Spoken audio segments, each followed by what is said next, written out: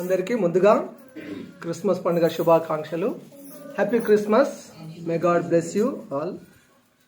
చదవబడిన దేవుని వాక్యము లూకా సువార్త 2వ అధ్యాయము 1 నుండి 14 వచనాలలో చదివిన వాక్యము. క్రిస్మస్ సంబంధించిన యేసు ప్రభు పుట్టినప్పుడు జరిగిన విశేషాలు అక్కడ రాయబడి ఉన్నాయి. మత్తయి సువార్త 1వ అధ్యాయం 18వ వచనము నుండి చూసినప్పుడు యేసుక్రీస్తు ప్రభు జనన విధం ఏ విధంగా ఉన్నది అనేది అక్కడ రాయబడింది, ఆయన పుట్టు పూర్వోత్తరాలు. ఆ తర్వాత మత్తయి సువార్త 2వ అధ్యాయం 1 నుంచి యేసు ప్రభు ఎక్కడ పుడతాడు అనే దానికి డీటెయిల్స్ ఇవ్వబడింది. ఆ తర్వాత లూకా సువార్త 1వ అధ్యాయంలో యేసుక్రీస్తు ప్రభువు జన్మించాలి అనే ఈ విషయాన్ని మరియను ఎన్నుకోవడము, మరియ గర్భంలో వస్తాడనడము, అక్కడ జరిగిన విశేషాలని లూకా సువార్త 1వ అధ్యాయంలో చూస్తాము. యేసు ప్రభువు ఆయన ఎలా వచ్చాడు అనడానికి యోహాను సువార్త 1వ అధ్యాయంలో ఆదియందు వాక్యం ఉంది, ఆ వాక్యం దేవుని దగ్గర ఉంది, ఆ వాక్యమే దేవుడై ఉన్నాడు, ఆ వాక్యమైన దేవుడు కృపాసత్య సంపూర్ణుడుగా శరీరాన్ని ధరించుకొని మన మధ్యలోనికి వచ్చి మన మధ్యలో నివాసం చేశాడు. ఇది క్రిస్మస్. హల్లెలూయా. ఇది క్రిస్మస్. ఇది క్రిస్మస్. వాక్యమే శరీరాన్ని ధరించుకొని మన మధ్యలోనికి వచ్చి నివాసం చేశాడు. ఇది క్రిస్మస్. నిజమైన క్రిస్మస్ ఏంటంటే వాక్యం ఎవరిలో ఉంటుందో, దేవుని వాక్యం ఎవరి జీవితంలో ఉంటుందో, ఎవరి కుటుంబంలో దేవుని వాక్యం ఉంటుందో అక్కడే యేసయ్య ఉంటాడు. యేసయ్య ఎక్కడ పుడతాడు అనే ఒక ప్రశ్న మత్తయి సువార్త 2వ అధ్యాయంలో చూసాము. నీ హృదయంలో యేసయ్య పుడితే, నీ కుటుంబంలో యేసయ్య పుడితే, లేదా నీ హృదయంలో యేసయ్యకు చోటిస్తే, నీ జీవితంలో యేసయ్యకు చోటిస్తే అదే క్రిస్మస్. ఇంకా వేరే ఏమీ లేదు. క్రిస్మస్ అంటే కొత్త వస్త్రాలు మాత్రమే కాదు, క్రిస్మస్ అంటే అలంకారము, పెయింట్స్ ఇది మాత్రమే కాదు, ఇంకా భోజన పదార్థాలు మాత్రమే కాదు. క్రిస్మస్ అంటే దేవునిని ఆరాధించడం. క్రిస్మస్ అంటే దేవునిని ఆరాధించడం, ప్రేమను చాటి చెప్పడం, యేసయ్య పుట్టాడు, యేసయ్య రానై ఉన్నాడు అని సువార్త చెప్పడము నిజమైన క్రిస్మస్. హల్లెలూయా. ఓకే, మెయిన్ క్రిస్మస్ సందేశాన్ని చాలా విషయాలు మీ ముందు ఉంచాలని ఆశతో ఉన్నాను. నేను చాలా జస్ట్ స్పీడ్గా చెప్తాను, మీరు క్యాచ్ చేసి ఫాలో అవుతే సరిపోతుంది. క్యాచ్ చేస్తే సరిపోతుంది. పరలోకంలో సింహాసనం మీద కూర్చొని ఉన్న దేవాతి దేవుడు మనిషిగా ఈ లోకంలో పుట్టాడు. ఫిలిప్పీ పత్రిక 2వ అధ్యాయం 5వ వచనం నుండి చూసినప్పుడు మనకు అర్థమవుతుంది, ఆయన తండ్రితో కూడా ఉండుట గొప్ప భాగ్యం, కానీ దానిని విడిచిపెట్టి ఆయన మనుషుని స్వరూపం ధరించుకొని, దాసుని స్వరూపం ధరించుకొని ఈ భూమి మీద పుట్టాడు. యేసు ప్రభు ఒక సాధారణమైన వడ్రంగి కుటుంబంలో పుట్టాడు. యోసేపు మరియల జీవితంలో ఆయన పుట్టాడు. యేసు పుట్టాడని మొట్టమొదటిగా గొర్రెల కాపరులకు, గొల్లలకు వార్త తెలుపబడింది. తూర్పు దేశపు జ్ఞానులు వచ్చి యేసు ప్రభువును పూజించారు. రాజులు వచ్చి యేసయ్యకు నమస్కారం చేశారు. జాలరులు వచ్చి యేసయ్యకు శిష్యులుగా ఉన్నారు. అంత మాత్రమే కాకుండా శాస్త్రులు, పండితులు, పరిసయ్యులు యేసయ్య గురించి తమ గ్రంథాలలో, ఫేమస్ గ్రంథాలలో వెతికారు, కనుగొన్నారు కూడా. యేసే దేవుడని ఒప్పుకున్నారు, సాగిలపడ్డారు కూడా. యేసు ప్రభు పాపులకు స్నేహితుడయ్యాడు, రోగులకు వైద్యుడయ్యాడు, ఆకలి దప్పిక గల వారికైన జీవజలము, జీవాహారం అయ్యాడు. క్రీస్తు శకము, క్రీస్తు పూర్వముతో చరిత్రను విభజించి చరిత్ర పురుషుడయ్యాడు, యుగ పురుషుడయ్యాడు. యేసు మతం మార్చడానికి రాలేదు, మనిషిని మనసును మార్చడానికి ఈ లోకానికి వచ్చాడు. ఈ ప్రపంచాన్ని ప్రభావితము చేసిన అనేక ప్రజలు ఉన్నారు. అందులో ప్రప్రథముడు మన ప్రభు అయిన యేసయ్య. హల్లెలూయా. ఈ ప్రపంచాన్ని ప్రభావితం చేసిన ప్రభావశీలులలో మొదటి స్థానంలో యేసయ్య ఉన్నాడు. యేసు ప్రభువును చాలా మంది ఇష్టపడతారు, యేసు ప్రభు బోధనను చాలా మంది ఇష్టపడతారు. యేసయ్యను చాలా మంది ఇష్టపడి ఆయన బోధనలను పాటించడానికి, ఆయన వాళ్ళు ఉండడానికి ఇష్టపడుతూ ఉన్నారు. చాలా మంది ఆయన ప్రభావితం చేశాడు. ఎందుకంటే ఆయన కరుణ కలిగిన మొహంతో ఉన్నాడు, ఆయన కరుణ కలిగిన చేతులు కలిగి ఉన్నాడు, ఆయన చూపులలో కరుణ ఉన్నది, ఆయన మాటలో కరుణ ఉన్నది, ఆయన చేసే ప్రతి పనుల్లో కరుణ ఉన్నది. ఆయన కరుణమయుడిగా వచ్చాడు, ప్రేమమయుడిగా వచ్చాడు. మనందరి పాపములను తన మీద వేసుకొని మనకు బదులుగా ప్రాణం పెట్టడానికి ఆయన వచ్చాడు. హల్లెలూయా. అది నిజమైన క్రిస్మస్. ప్రపంచాన్ని ప్రభావితం చేసిన వారిలో మొదటి స్థానంలో మన ప్రభువు, మనం ఆరాధన చేసే దేవుడు ఉన్నాడు. ప్రపంచ దేశాలు బైబుల్ని అనుసరించి వారి చట్టాలు, వారి రాజ్యాంగాలను, వారి రూల్స్ అండ్ రెగ్యులేషన్స్ రాసుకుంటూ ఉంటారు. బైబుల్ ఆధారితంగానే ప్రతి దేశానికి కాన్స్టిట్యూషన్స్ ఉంటాయి. బైబుల్ లేకుండా ఏ దేశ దేశానికి కాన్స్టిట్యూషన్ లేదు. బైబిల్ పద్ధతులను, బైబిల్ వాక్యాలను, బైబిల్ చట్టాలను అనుసరించి వారి వారి గ్రంథాలను రాసుకుంటూ ఉన్నారు. మన దేశ రాజ్యాంగంలో కూడా బైబిల్ అనుసరించిన పద్ధతులు ఎన్నో ఉన్నాయి. రాజకీయ పద్ధతులు బైబిల్ నుండే వచ్చాయి, అధికారాలన్నీ బైబిల్ నుండే వచ్చాయి. బైబిల్ నుండి ఇన్స్పైర్ అయ్యి వారి వారి గ్రంథాలను, వారి వారి పుస్తకాలను, వారి వారి మత గ్రంథాలలో పొందుపరుచుకున్న వారు ఉన్నారు. మహనీయులు యేసయ్య చెప్పిన మాటలను వారు కోట్ చేసుకున్నారు. మహనీయులు కూడా బైబిల్ చదివి యేసు ప్రభు చెప్పిన కొన్ని వాక్యాలను వారి మాటలుగా కోట్ చేసుకున్న మాటలు ఎన్నో ఉన్నాయి. పాఠ్య పుస్తకాలలో రాయబడి ఉన్నాయి. సొంత పుస్తకాలు రాసుకున్న వారు యేసు ప్రభు గురించి అనేక విషయాలు బైబిల్ నుంచి ఇన్స్పైర్ అయ్యి రాసుకున్న వారు అనేకులు ఉన్నారు. ఎందుకంటే ఇది బైబిల్ పరిశుద్ధ గ్రంథము. హల్లెలూయా. బైబిల్ పరిశుద్ధ గ్రంథం. ప్రతి అక్షరంలో జీవం ఉంది. బైబిల్లో ఉన్న ప్రతి అక్షరంలో శక్తి ఉంది. బైబిల్ అది జీవింపజేసే గ్రంథం. దేవుని వాక్యం అది శక్తి కలిగినది, అందులో శక్తి ఉంది. కొంతమంది ఇది బైబిల్ అబద్ధ పుస్తకం అని కొందరు, ఇది భూత పుస్తకం అని కొందరు రకరకాలుగా మాట్లాడుతూ ఉన్నారు. బైబిల్ అనేది ఇది పరిశుద్ధ బైబిల్ గ్రంథం, పరిశుద్ధ గ్రంథం. ఇది పుక్కిటి పురాణము కాదు. 40 మంది ప్రవక్తలు దైవావేశము చేత రాసిచ్చిన దేవాతి దేవుడే రాసిచ్చి మనకు పంపించిన జీవ గ్రంథము, పరిశుద్ధ గ్రంథము, బైబిల్ గ్రంథము. హల్లెలూయా. ఇటువంటి పరిశుద్ధ గ్రంథాన్ని అర్థం కాని వాళ్ళు, మూర్ఖులు దానిని తప్పుగా వక్రీకరించి ఎన్నో వాక్యాలు చేస్తూ ఉన్నారు. కొందరు బైబిల్ కాల్చి వేస్తున్నారు, కొంతమంది బైబిల్ చింపి వేస్తున్నారు, కొంతమంది బ్యాడ్ కామెంట్స్ పెడతా ఉన్నారు, కొంతమంది యేసు ప్రభు గురించి తప్పుడు సమాచారాన్ని, తప్పుడు విషయాలను చేరవేస్తూ ఉన్నారు. కానీ మనం ఇంకా వారిని ప్రేమిస్తూ ఉన్నాం. అటువంటి వారిని కూడా మనము క్షమిస్తున్నాము. అటువంటి వారందరికీ దేవుని ప్రేమను పంచుతూ ఉన్నాము. ఎందుకంటే యేసయ్య చెప్పాడు, యేసయ్య అందరికి దేవుడు. హల్లెలూయా. ఇక్కడ కూర్చున్న మీకు దేవుడు, నాకు దేవుడు, మనకు దేవుడు. ఈ ప్రపంచంలో ఉన్న ప్రతి మానవుడికి, మానవ రూపంలో ఉన్న ప్రతి వాడికి యేసే దేవుడు. యేసు తప్ప వేరొక దేవుడు లేడు.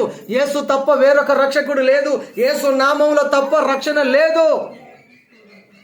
యేసు నామం తప్ప వేరే రక్షణ లేదు. ఆయన అందరిని ప్రేమిస్తున్నాడు, అందరి కొరకు పుట్టాడు, అందరి కొరకు మరణించాడు, లోకం అందరి కొరకు ఆయన మరలా రానై ఉన్నాడు. దేవునికి మహిమ కలుగును గాక. హల్లెలూయా. ఇది ఇంట్రడక్షన్ వాక్యం అండి. ఎంత గొప్ప చరిత్ర కలిగిందో చూడండి. క్రిస్మస్ అంటే చాలా గొప్ప చరిత్ర కలిగింది. 200 దేశాలకు పైన క్రిస్మస్ను జరుపుకుంటూ ఉన్నారు. ఒక ఇండియానే కాదు, 200 దేశాలకు పైన ప్రజలు కుల మతాలకు అతీతంగా ఈ క్రిస్మస్ను సెలబ్రేట్ చేసుకుంటూ ఉన్నారు. అంత గొప్ప పండుగ. ఒక్కొక్క ప్రాంతానికి ఒక్కొక్క పండుగ ఫేమస్ అయితే ప్రపంచాన్ని అంతటికి ఫేమస్ పండుగ, ఫెస్టివల్ ఏదైనా ఉందంటే అది ఒక క్రిస్మస్ మాత్రమే. హల్లెలూయా. లూకాసు వార్తలో మనం చదివిన వాక్యాన్ని కనుక మనం వాక్యంలోనికి వస్తే, క్రిస్మస్ లో ఉన్న ఆశీర్వాదం చెప్పండి. క్రిస్మస్ లో ఉన్న ఆశీర్వాదం. క్రిస్మస్ లో ఆశీర్వాదం ఉన్నది అని ఈరోజు ఆశీర్వాదంతో మేము ముందుకు వచ్చాను. క్రిస్మస్ లో ఏముంది? నువ్వు నమ్మితే నీకు ఆశీర్వాదం ఉంది, నమ్మకపోతే ఏమీ లేదు. 3 ముఖ్యమైన విషయాలు మేము ముందు నేను క్లోజ్ చేస్తాను. అంతే ఎంత స్పీడ్కి చెప్తూ వచ్చాను తెలుసు కదా, అంత టైం చాలా షార్ట్గా ఉంది. క్రిస్మస్ లో ముఖ్యమైన ఒక 3 విషయాలు చెప్తాను. క్రిస్మస్ లో ఏముంది? ఆశీర్వాదం ఉన్నది. క్రిస్మస్ లో ఆశీర్వాదం. అసలు క్రిస్మస్ అంటే యేసయ్యను ఆరాధించడం, యేసయ్యను పూజించడము, యేసయ్యను ఆరాధించడం, యేసయ్యను పూజించడం క్రిస్మస్. గొల్లలు వచ్చి యేసయ్యను ఆరాధించారు, జ్ఞానులు వచ్చి యేసయ్యను ఆరాధించారు, రాజులు వచ్చి యేసయ్యను ఆరాధించారు. క్రిస్మస్ అంటే ఆరాధన, దేవునిని పూజించడం. క్రిస్మస్ అంటే ప్రేమను పంచడం, షేరింగ్ లవ్, ప్రేమను పంచాలి. క్రిస్మస్ అంటే సువార్తను చెప్పడం. యేసయ్య మొదటి రాకడ గురించి, రెండవ రాకడ గురించి మన సువార్తను ప్రకటించాలి. క్రిస్మస్ అంటే క్షమించడం. క్రిస్మస్ నాడు కూడా క్షమించకపోతే జీవితానికి ఆశీర్వాదం రాదు. వస్తుందండి. ఈ క్యారల్స్ లో కొంతమంది అంతా ఇటు కలిసి అటు కలిసి ఇటు కలిసి అటు కలిసి కొంత కలిసిపోయారు, కొంత మిక్స్ అయిపోయారు. ఈ ఊర్లో ఆ ఊర్లో ఇక్కడ అక్కడ మనం తప్పకుండా గుర్తుపెట్టుకోవాలి. దేవునికి స్తోత్రం. హల్లెలూయా. యేసయ్య భూమి మీద జన్మించడంలో ఆశీర్వాదం ఉంది అంటే ఆయన రక్షించడానికి వచ్చాడు. రక్షణ అనే ఆశీర్వాదం, అది మొదటి ఆశీర్వాదం. రక్షణ అనే ఆశీర్వాదం. ఈ క్రిస్మస్ కైనా రక్షణ పొందకపోతే నేనెవరు బాగుంటారు? రక్షణ లేని వారికి ఈ మాట. ఈ క్రిస్మస్ కన్నా నువ్వు రక్షణ పొందకపోతే నిన్ను, నీ జీవితాన్ని, నీ కుటుంబాన్ని ఎవరు కూడా మార్చలేరు, బాగు చేయలేరు. బాగుపడాలనే ఆశ ఉంటుంది కొంతమందికి, మార్గం తెలియదు, ఎక్కడికి వెళ్తే బాగవుతామో తెలియదు. అరే బాబు ఇక్కడ బాగవుతారు అని మేము చెప్తున్నాం, అరిసి చెప్తున్నాం. నేను బాగుపడను, నేను ఇట్లాగే ఉంటాను అనేవారు కొంతమంది. నీవు నీ జీవితంలో రక్షణ పొందకుండా నీ జీవితం బాగుపడదు. మరి ఎవరైనా సరే రక్షణ పొందకుండా జీవితం బాగుపడదు. రక్షించబడిన తర్వాతనే జీవితము బాగుపడుతుంది, ఆ తర్వాతే నీకు ఆశీర్వాదం వస్తుంది. రక్షణ అనే ఆశీర్వాదము. నెక్స్ట్, యేసయ్య భూమి మీద పుట్టడంలో ఆశీర్వాదం ఉంది. ఆయన మనల్ని విమోచించడానికి, విడుదల చేయడానికి వచ్చాడు. హల్లెలూయా. ఆయన మనల్ని విడిపించడానికి వచ్చాడు. విడుదల అనే ఆశీర్వాదం. తర్వాత సమాధానం అనే ఆశీర్వాదం, సంతోషం అనే ఆశీర్వాదం, పరలోకము అనే ఆశీర్వాదం. యోహాను సువార్త 3:16 ఉంది కదా, దేవుడు లోకాన్ని ఎంతో ప్రేమించాడు కాగా తన ద్వితీయ కుమారుని యందు విశ్వాసం ఉంచి ప్రతివాడు నశింపగా నిత్య జీవం పొందడానికి యేసయ్య వచ్చాడు. నిత్య జీవం, పరలోకము అనే ఆశీర్వాదాన్ని ప్రభు మనకి ఇవ్వడానికి యేసయ్య భూమి మీద పుట్టాడు. దేవునికి స్తోత్రం. హల్లెలూయా. నెక్స్ట్, రెండవది, మొదటి ఆశీర్వాదం ఏంటి? యేసయ్య భూమి మీద పుట్టడంలో ఆశీర్వాదం ఉంది. మనల్ని రక్షించడానికి వచ్చాడు. నశించడం దానిని వెతికి రక్షించడానికి యేసయ్య వచ్చాడు. మనల్ని రక్షించడానికి వచ్చాడు. ఈ రక్షణ నీకు అందుబాటులో ఉన్నప్పుడు దీనిని పొందుకోవాలి. ఇది దూరం అయిన తర్వాత ఎంత గీ పెట్టినా, ఎంత ఏడ్చి అల్లరి చేసినా, దాని కొరకు ఏం చేసినా దొరకదు. నేడు అనే సమయం ఉన్నప్పుడే మనము ఆ రక్షణ అనే ఆశీర్వాదం తప్పక పొందుకుందుము గాక. ఆమేన్. హల్లెలూయా. రెండవది, దేవుని ఎదుట సాగిలపడితే ఆశీర్వాదం ఉంది. ఎక్కడ సాగిలపడాలి? యేసయ్య పుట్టడంలో ఆశీర్వాదం, అది ఒకటి. రెండవది, యేసయ్య దగ్గర సాగిలపడితే, యేసయ్య ముందు సాగిలపడితే ఆశీర్వాదం నీదే. ఇక ఆయన ఎదుట సాగిలపడితే చాలు, ఆశీర్వాదం నీదే, రిజర్వ్డ్ నీకే. ఇక యేసయ్య ఎదుట సాగిలపడ. మరియ సాగిలపడింది. బైబిల్లో మరియ సాగిలపడింది. జ్ఞానులు వచ్చి యేసయ్య ముందు సాగిలపడ్డారు. గొర్రెల కాపురులు వచ్చి సాగిలపడ్డారు. మరి మనం సాగిలపడుతున్నామా? ప్రభు ఎదుట తల ఉంచి ఆయనను ఆరాధించగలుగుతున్నామా? ఆయనకు నమస్కారం చేస్తున్నామా? ఇక్కడెక్కడ రాసాము, అక్కడ రాశాను. రండి నమస్కారం చేసి సాగిలపడదామని రాసాము. అక్కడ స్టిక్కర్ పెట్టి ఇవన్నీ చదవాలి. ఇవన్నీ చదువుతున్నప్పుడు ఆ వాక్యాలు అలా చేస్తున్నామా లేదా? మీ సన్నిధిలో సంపూర్ణ సంతోషం ఉంది అని అన్నప్పుడు, అయ్యో మన దేవుని సన్నిధికి వెళ్ళాలి. ఈ మందిర ఆవరణలో ఒక దినం గడిపితే 1000 దినముల కంటే శ్రేష్టమైన సమయం దేవుని మందిరం గడపడం కదా. అని అప్పుడప్పుడు మీకు గుర్తుంటాయని ఈ క్రిస్మస్కి ఏమని పెట్టాను కదా. వాక్యం ఏ మాట, ఏ వాక్యం ఎప్పుడు మన జీవితంలో ఆశీర్వాదం తెచ్చిపెడుతుందో, రక్షణ తీసుకొస్తుందో తెలియదు. కాబట్టి మనకు అడుగడుగున ఎక్కడ పడితే అక్కడ దేవుని వాక్యం కనబడేటట్టుగా డిస్ప్లే చేసి పెట్టుకోవాలి. మరి మనం సాగిలో పడుతున్నామా? ఆయనను పూజిస్తున్నామా?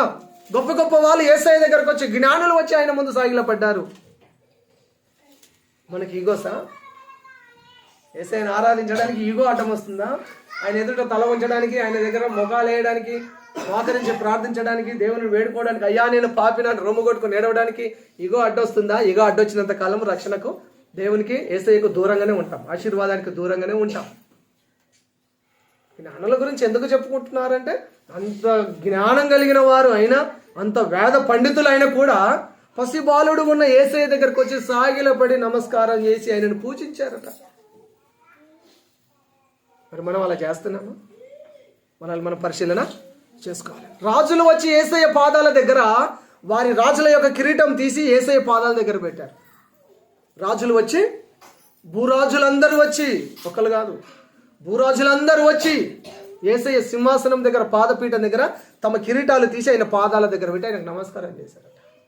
ఎందుకంటే ఆయన రాజులకు రాజు. హల్లెలూయా. రాజ్యభారం కలిగిన వాడు యేసయ్య, రాజ్యాధికారం కలిగిన వాడు, రాజ్యభారం కలిగిన వాడు, ఆయన రాజులకు రాజు. భూరాజులందరూ వచ్చి తమ కిరీటములను తీసి యేసయ్య పాదాల దగ్గర సమర్పించి సాగిలపడి, సాష్టంగపడి నమస్కారం చేసి ఆయనను పూజించి ఆయనను ఆరాధించారు. ఆయన మహిమకు పాత్రుడు, ఆరాధనకు పాత్రుడు, స్తుతికి పాత్రుడు. ఆయనను స్తుతించే వారిని ఆయన దాటి వెళ్ళడు. ఆయన ఎదుట సాగిలపడితే ఆశీర్వాదం ఉన్నది. ఆయన రావడంలో ఆశీర్వాదం ఉంది. రెండవది, ఆయన ఎదుట సాగిలపడితే ఆశీర్వాదం ఉన్నది. నెక్స్ట్, మూడవది, చివరిది, అనుమానము ఆశీర్వాదాన్ని అడ్డగిస్తుంది. ఈ మాట చెప్తారా? అనుమానము ఆశీర్వాదాన్ని అడ్డగిస్తుంది. అనుమానము ఆశీర్వాదాన్ని అడ్డగిస్తుంది. ఆశీర్వాదం కావాలంటే ఏం అడ్డంగా ఉంది? అనుమానం, డౌట్, అల్ప విశ్వాసం, అనుమానం. ఓకే, అర్థమైంది కదా? ఈ విషయం అర్థమైంది. ఈ పాయింట్, అనుమానము నీ ఆశీర్వాదాన్ని అడ్డుకుంటుంది. అలాంటప్పుడు అనుమానం తీసి చెత్తబుట్టలో వేయాల్సిందే కదా.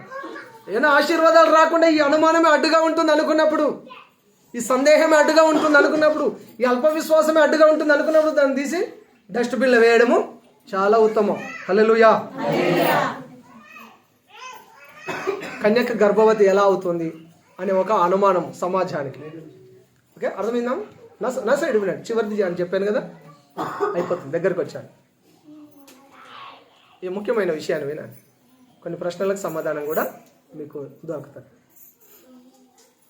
కన్యక ఎలా గర్భవతి అవుతుంది పెళ్లి కాకుండా అనే ప్రశ్న సమాజానికి పట్టి పీడిస్తూ ఉంది. మరి ముఖ్యంగా ఈ మధ్యలో సోషల్ మీడియా బాగా యాక్టివ్ అయిపోయి ఉన్న కాలంలో ఇంటోళ్ళు అంతోళ్ళు, తెలిసినోడు తెలవనోడు, క్రైస్తవులు అన్యులు, సేవకులు కాని వాళ్ళు, విశ్వాసులు సంఘ పెద్దలు, రకరకాల ప్రతి వారిని పట్టి పీడిస్తూ ఉన్నాయి ప్రశ్నలు. నువ్వెందుకు ప్రశ్న? అన్యుడి కంటే వాడికి బుద్ధి లేదు, వాడు 12 ప్రశ్నలు వేస్తాడు. క్రైస్తవులకి ఏం రోగం? మీరెందుకు ప్రశ్నిస్తారు? వాడు ప్రశ్నలు ఏవైతే వాడి ప్రశ్నలు ఎస్ కరెక్టే, అవును, ఈడ రాయబడలేదు, ఆడ రాయబడలేదు, ఇవన్నీ నీకెందుకు? నీ ఆశీర్వాదాలు అడ్డుకునేది నీ అనుమానమే. This is the main point. Okay, నేను చెప్తాను, నేను క్లారిటీ ఇస్తాను. కన్యక గర్భవతి ఎలా అవుతుంది? అనుమానాలు మనకు అవసరం లేదు. నమ్మితే చాలు, జీవితం మారుతుంది. ఏం కావాలి? నమ్మకం కావాలి. నమ్మితే చాలు, మన జీవితం మారుతుంది. నీ బ్రతుకు మారాలా? అనుమానాలతోటి ఆశీర్వాదాలు రాకుండా అడ్డుపడతావా? ఏం కావాలి? జీవితం మారితే సరిపోతుంది కదా. మన జీవితం బాగా మారితే సరిపోతుంది కదా. మన జీవితాన్ని ప్రభువు సరిగా నడిపిస్తే సరిపోతుంది కదా. అనుమానాలతోటి మన ఆశీర్వాదాలకు మనమే అడ్డుకట్ట వేసుకోవడం ఎందుకు? క్రైస్తవుడికి అనుమానం అవసరం లేదు. నమ్మితే చాలు, జీవితం చాలా బాగా అద్భుతంగా మారిపోతుంది. నమ్మితే చాలు, విశ్వసిస్తే చాలు, విశ్వాసం కలిగి ఉంటే చాలు. చెప్తాను, యేసు ప్రభు స్త్రీ సంతానం. కన్యక గర్భవతి ఎలా అవుతుంది అంటే, యేసు ప్రభు స్త్రీ సంతానం. నీలాగా నాలాగా కారు కూతలు కూసే వారిలాగా ఆయన పురుష సంతానం కాదు. It's clear. యేసు ప్రభు పురుష సంతానం కాదు, ఆయన స్త్రీ సంతానం. మనం అందరం పురుష సంతానం. పురుషుని ప్రమేయంతో వివాహమైన తర్వాత భార్యాభర్తల కలయిక వల్ల వచ్చిన సంతానము యేసయ్య కాదు. పురుషుని ప్రమేయం లేకుండా పరిశుద్ధాత్మ శక్తి ద్వారా ఆమె గర్భవతిగా అయ్యింది. యేసుక్రీస్తు ప్రభువును జన్మనిచ్చింది. యేసయ్య స్త్రీ సంతానం. ఈ విషయాన్ని మనం గుర్తుపెట్టుకోవాలి. యేసు ప్రభు ఎవరు? స్త్రీ సంతానము. దేవుని వాక్యం చెప్తుంది, పుట్టబోవు శిశువు పరిశుద్ధుడై పుడతాడని. పాపిగా కాదు, మనం అందరం పాపులుగా పుట్టాం కాబట్టి మనకు రక్షణ బాప్తిస్మం అవసరం. యేసయ్యకు ఇవన్నీ అవసరం లేదు. కానీ ఆయన ఏం చెప్పాడు? నీతి నిమిత్తం కానివ్వు యోహాన్ అని ఆయన కూడా బాప్తిస్మం తీసుకున్నాడు. ప్రతిదీ మాదిరి చూపించడానికి చేశాడు యేసయ్య. ఆయన 100% మనిషిగా ఉన్నాడు, 100% దేవుడిగా ఉన్నాడు. కాబట్టి ఆయన మనకు మాదిరి చూపించడానికి చాలా విషయాలు చేశాడు. పాదాలు కడిగి మనకు చూపించాడు, మీరు కూడా ఇలా చేయండి అన్నారు. ఆయన మాదిరి చూపించాడు. పుట్టబోవు శిశువు పరిశుద్ధుడిగా పుడతాడని బైబిల్ చెప్తుంది. ఇది ఎలా జరుగుతుంది? ఇది ఎలా సాధ్యమవుతుంది అంటే పరిశుద్ధాత్మ శక్తి ద్వారా జరుగుతుంది. శూన్యములో సమస్తాన్ని కలగచేసిన దేవునికి కన్యక గర్భంలో రావడానికి శక్తి లేదంటారా? సమాధానాలు చెప్తున్నా ఆ ప్రశ్నకే. అర్థమైందా అమ్మా? పదార్థం ఏదైనా ముడి సరుకు ఉంటే దానిని తయారు చేస్తారమ్మా. ఏ పదార్థం లేకుండా శూన్యంలో యేసయ్య సమస్తాన్ని నిర్మించాడు. కన్యక గర్భంలో రాలేడా? ఆయనకు శక్తి లేదంటారా? ఈ విషయంలో ఆయన శక్తిహీనుడు అవుతాడా? ఆయన చాలా శక్తివంతుడు. ఆయనకు సమస్తము సాధ్యమే. ఆయనకు సమస్తం సాధ్యమైన విషయాన్ని మనము అర్థం చేసుకోవాలి. సమస్తము సాధ్యమైన విషయాన్ని అర్థం చేసుకోవాలి. ఒక ఇనుప వస్తువును చేయాలంటే ఇంత ఇనుప ముడి సరుకును కొనుక్కొని రావాలి. దాన్ని ఫ్యాక్టరీలో శుద్ధి చేసి దాంట్లోకి మట్టి అంతా తీసేసిన తర్వాత స్వచ్ఛమైన ఇనుము ఒక ముద్ద కడ్డీ అయిన తర్వాత దానిని ఒక కత్తిగానో, కడవలిగానో, గొడ్డలిగానో, చాకులాగో, ఇంకా ఇతర ఇనుప పనిముట్లుగా తయారు చేస్తారు. ముందు ఏంటి? పదార్థం ఉన్నది, ముడిసరుకు ఉన్నది కాబట్టి ఇవన్నీ చేయగలిగారు. కానీ దేవునికి ఏ పదార్థం అవసరం లేదు. ఏ పదార్థం లేకుండా, సైన్స్ భాష చెప్తున్నాను. పదార్థం అంటే సైన్స్ భాషలో ఒక ముడిసరుకు, ఒక వస్తువు, ముడిసరుకు. ఓకే, సైన్స్ భాషలో చెప్పాలంటే ఏ పదార్థము లేకుండా, ఏ అణువు, ఏ కణము లేకుండా ఆయనే కణము, ఆయనే అణువు, ఆయనే పరమణువు, ఆయనే పరమ దేవుడు. శూన్యంలో సమస్తాన్ని సృష్టించిన దేవునికి కన్యగర్భంలో రావడము అసాధ్యం కాదు. ఆయనకు సమస్తము సాధ్యమే. అనుమానము ఆశీర్వాదాన్ని అడ్డగిస్తుంది. అనుమానం ఆశీర్వాదాన్ని అడ్డగిస్తుంది. యేసుప్రభు 25 నాడు పుట్టాడని బైబిల్ రాయబడి ఉందా? లేదు. ఉండవలసిన అవసరం లేదు. గుడ్ ఫ్రైడే కూడా రాయలేదు. మార్చిలో వస్తుంది, ఏప్రిల్లో వస్తుందని. ఈస్టర్ కూడా రాయలేదు. అలా అని చెప్పి యేసుప్రభు పుట్టలేదా? చెప్పండి అమ్మా, యేసుప్రభు పుట్టలేదా?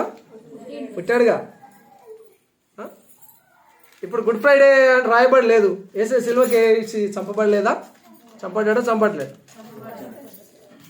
యేసుప్రభు తిరిగి లేచాడు అని బైబిల్లో రాయబడింది. ఏ డేట్ రాయబడి, డేట్ ఏం మెన్షన్ చేయలేదు. ఇప్పుడు ఆయన లేవలేదా? ఆయన తిరిగి రానై ఉన్నాను అన్నాడు. దాని డేట్ కూడా పెట్టలేడు. దాని డేట్ పెడితే మనం ఉంటామా? అలాంటి డేట్ వస్తాడని తెలిస్తే మన పరిస్థితి ఎట్లా ఉంటుంది? ఒకసారి ఇమేజ్ చేయండి అమ్మా. చాలా అప్డేట్ వర్షన్లో ఉన్నారు కదా. 5G ఫోన్ వాడుతున్నారు, 35,000 ఫోన్ వాడుతున్నారు, 75,000 ఫోన్ వాడుతున్నారు, ₹1,00,000 ఐఫోన్, యాపిల్ వాడుతున్నారు. అంత స్పీడ్గా వెళ్ళి బైబిల్ జ్ఞానాన్ని ఆలోచన చేయండి. మీకు ఈ చిన్న ఇంటి ఇస్తున్నాను. యేసయ్య పలానే డిసెంబర్ 30 2030 సంవత్సరం నాడు వస్తాడు అంటే మనము చేతులు ఉంటామా? అప్పటి వరకు లెక్కలు వేసుకొని అని సమకూర్చొని కూర్చొని రోజు తిని తాగి అవయవాలను పాడాయి. దానికంటే ముందే చచ్చిపోతాం. రకరకాల ఘోరాలు నేరాలు జరుగుతాయి. డేట్లను దేవుడు మెన్షన్ చేయకపోవడానికి దేవునికి ఉద్దేశం ఉంటుంది. డేట్ల గురించి, కాలాల గురించి నీకు అవసరం లేదు, మనకు అవసరం లేదు. క్వశ్చన్స్ మనకు అవసరం లేదు. నమ్మితే చాలు, బ్రతుకు బాగుపడుతుంది.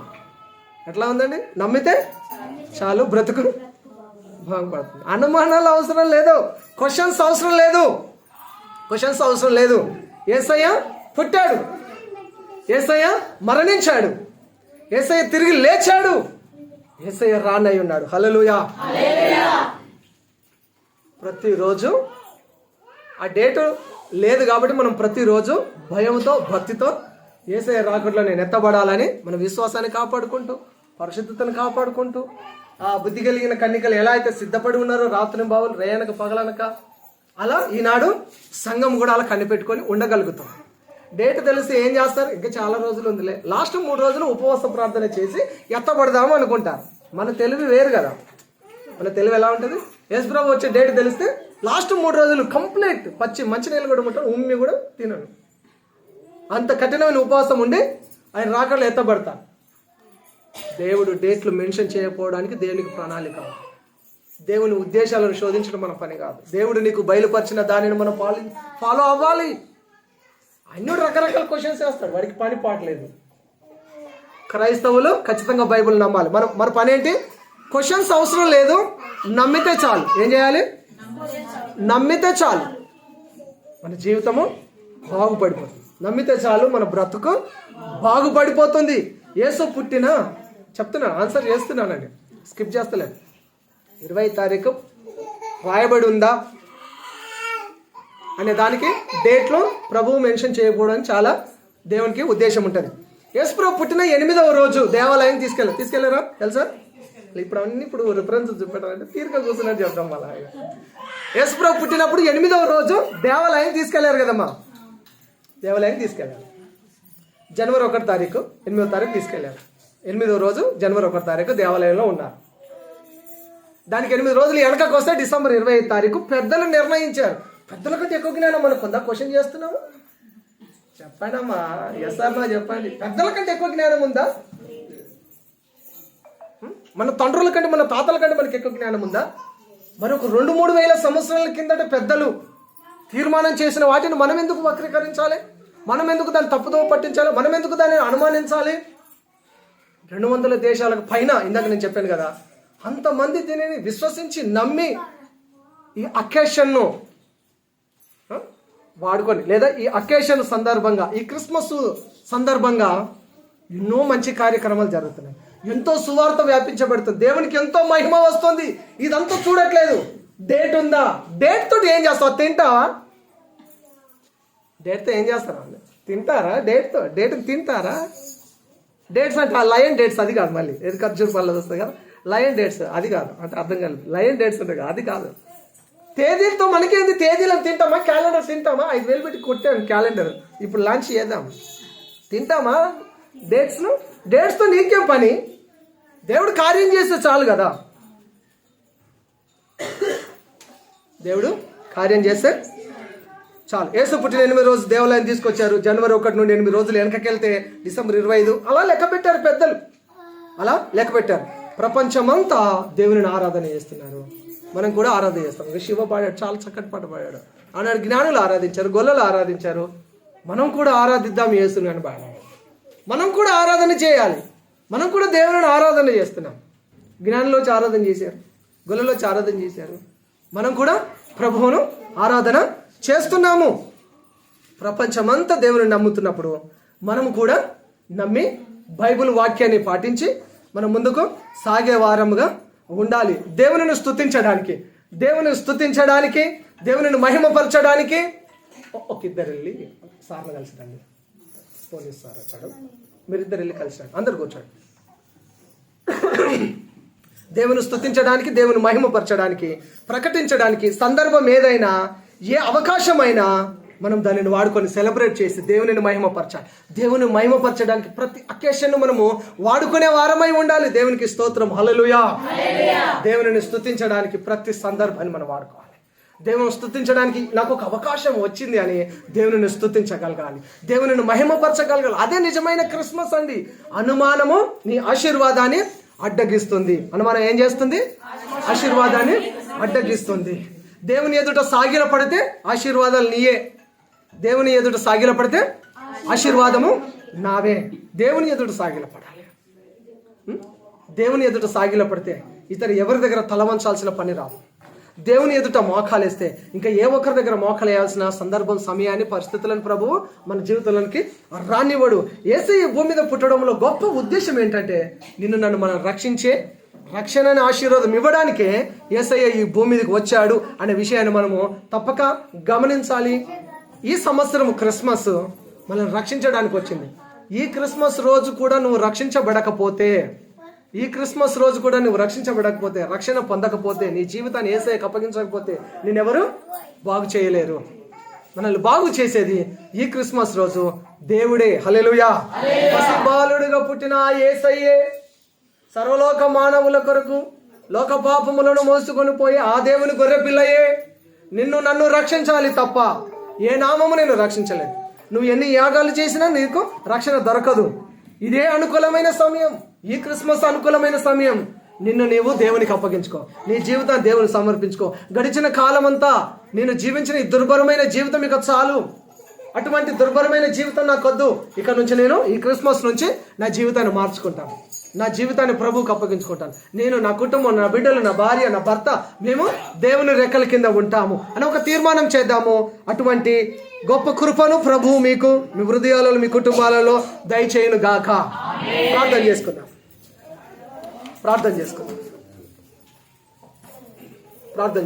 స్తోత్రమే. అందరం ఒకసారి ప్రార్థన చేద్దామా?